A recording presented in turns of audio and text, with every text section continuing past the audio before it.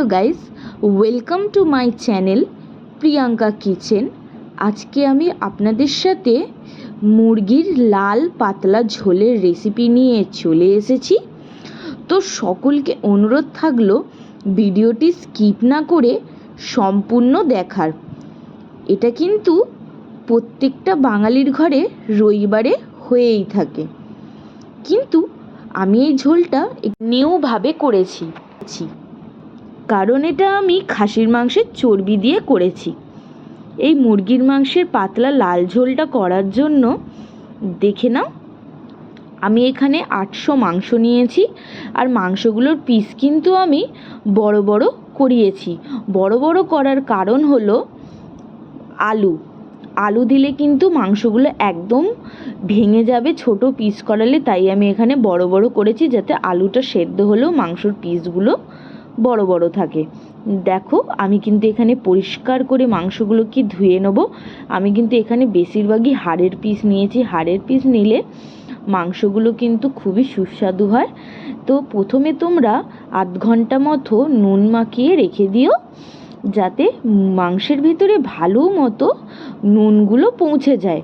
দেখো, আমি এখানে ভালো করে নুন মাখিয়ে নিচ্ছি। আর প্রথমত তোমরা প্যানের মধ্যে কিছুটা তেল দিয়ে কিন্তু একটুখানি পেঁয়াজগুলোকে ভেজে নিও। ভেজে কিন্তু তোমাদেরকে এটা মিক্সিতে বেটে রেখে দিতে হবে। এই পেস্টটা কিন্তু আমাদের পরে ব্যবহার হবে।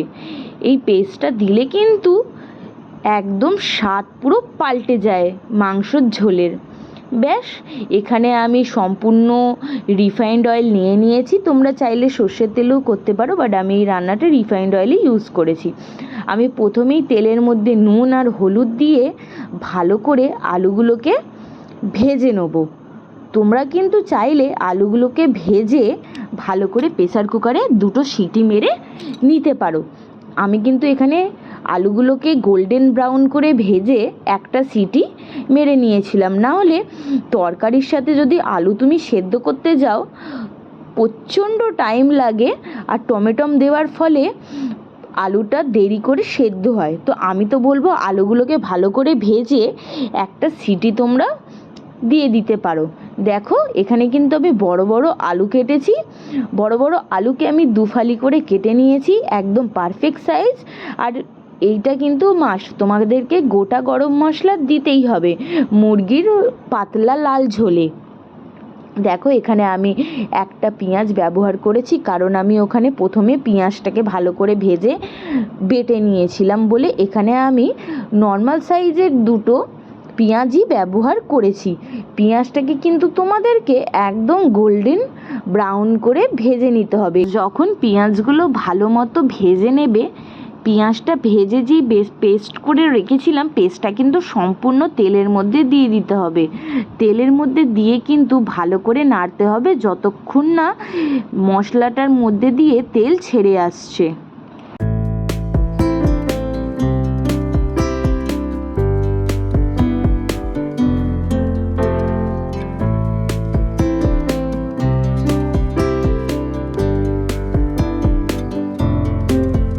এখানে দেখো, আমি আদা রসুন পেস্ট নিয়েছি।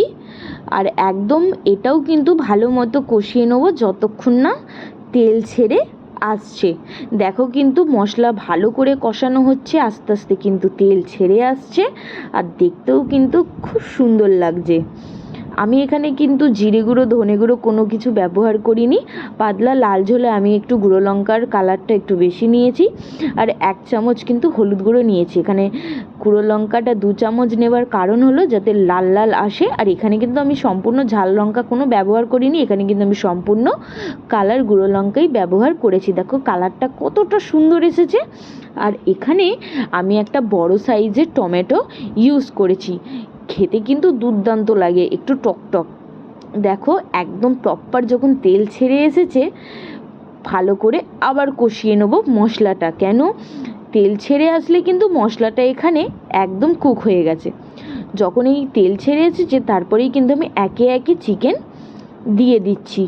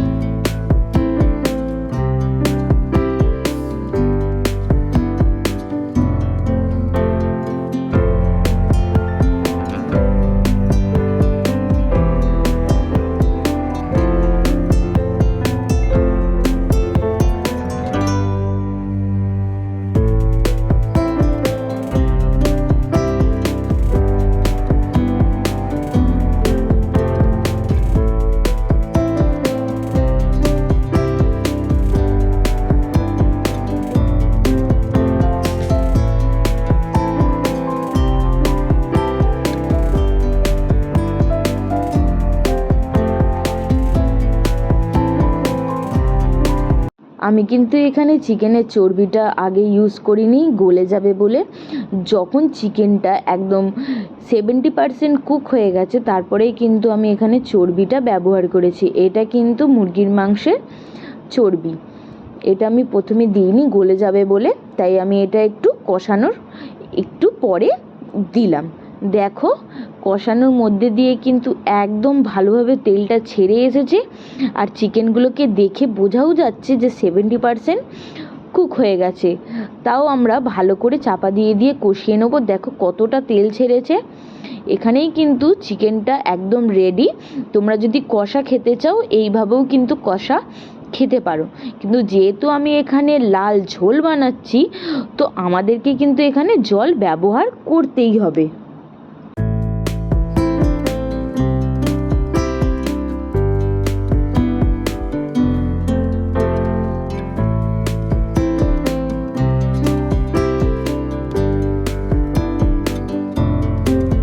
তো প্রথমেই আমি যেমনি বললাম এখানে আমি খাসির মাংসের চর্বি ব্যবহার করেছি। তো দেখো খাসির মাংসের চর্বিগুলোকে ভালো করে কুচো কুচো করে কেটে আমি কিন্তু ভালো করে মিশিয়ে নেবো। আর একটা জিনিস তোমরা মনে রাখবে, খাসির মাংসের চর্বি কিন্তু একদম শেষে তোমাদেরকে দিতে হবে, না হলে কিন্তু একদম গলে যাবে। তো দেখো সম্পূর্ণ কষানোর পর আমি কিন্তু এখানে খাসির মাংসের চর্বিটা দিয়ে দিয়েছি। খাসির মাংসের চর্বিটা 5 মিনিট ধরে কষানোর পর কিন্তু তোমাদেরকে এখানে জল ইউজ করতে হবে, নাহলে কিন্তু সম্পূর্ণ চর্বিগুলো গলে যাবে। তো কিন্তু তোমরা জল যখন ইউজ করবে জলটাকে কিন্তু তোমাদেরকে ভালো করে গরম করে দিতে হবে। এখানে আমি যেই আলুটাকে সেদ্ধ করে রেখেছিলাম সেই আলু সেদ্ধর নুন দিয়ে আর হলুদ দিয়ে সেদ্ধ করেছিলাম বলে ওই হলুদ নুনের জলটা আমি এখানে ইউজ করেছি।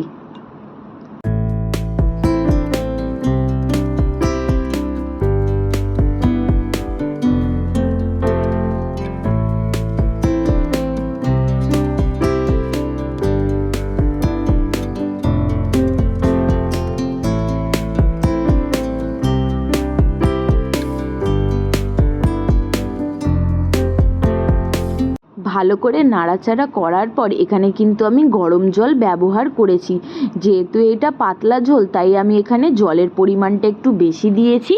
আর যখন একদম মাংসগুলো কুক হয়ে গেছে নামানোর 2 মিনিট আগে আমি কিন্তু এখানে সব আলুগুলো ব্যবহার করেছি।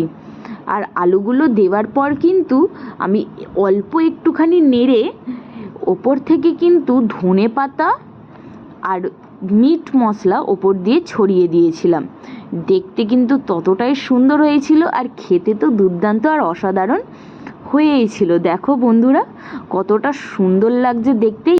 এই গুঁড়ো মশলাটা তোমরা দিতেও পারো আবার নাও দিতে পারো, কিন্তু দেখতে আর খেতে দুটোই কিন্তু খুবই সুন্দর হয়েছিল।